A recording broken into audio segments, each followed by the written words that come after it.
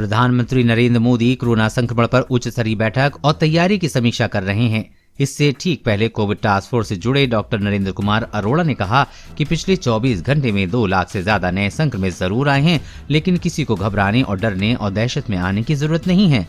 Doctor Arora ने कहा कि इस बार ऑक्सीजन, वेंटिलेटर, आईसीयू और अस्पताल के बिस्तरों की कोई कमी नहीं पड़ेगी। कोरोना की संक्रमण दर भले ही तेज है, लेकिन इसकी गंभीरता और घातकता पहले दोनों साल के मुकाबले बहुत कम रहने का अनुमान है। क्या कोरोना के जाल में फंस गया है भारत?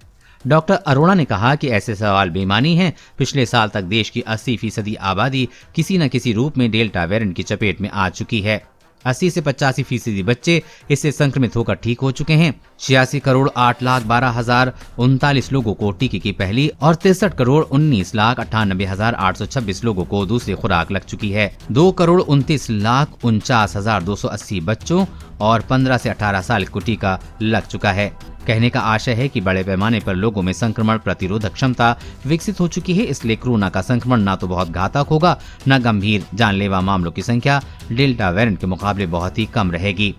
डॉक्टर अरोड़ा का कहना है कि जिसे टीके की दोनों डोज लग चुकी हैं, वो संक्रमित तो हो रहे हैं, लेकिन आसानी से ठीक हो जा रहे हैं। इसलिए बहुत घबराने की आवश्यकता नहीं है।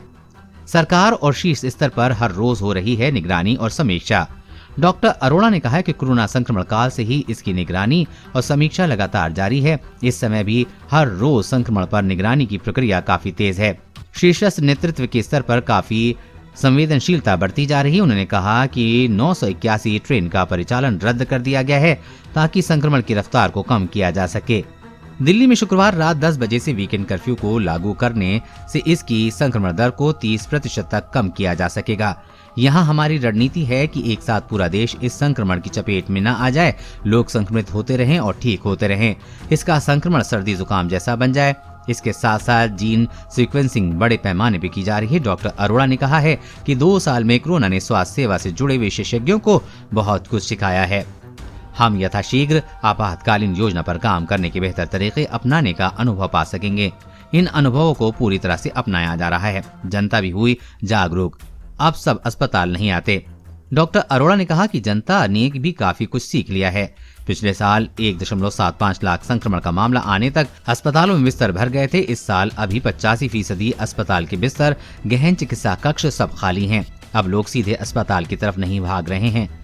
डॉक्टर अरोड़ा ने कहा कि केवल 4 लक्षणों वालों को अस्पताल की तरफ आना चाहिए, जिनका बुखार काफी तेज हो, न उतर रहा हो, ऑक्सीजन का लेवल 90 के नीचे आ रहा हो, बात करते समय खांसी लगातार आ रही हो और बात न कर पा रहा हो, सांस लेने में तकलीफ हो।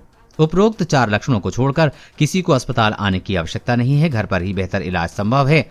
लोगों को चाहिए कि मास्क पहने, भीड़ भाड़ से बचें, बार बार हाथ धोएं, सावधानी बरतें। कोविड प्रोटोकॉल का पालन ही उसके संक्रमण से सबसे बड़ा बचाव है। देश और दुनिया की हर अपडेट पाने के लिए चैनल को सब्सक्राइब करें।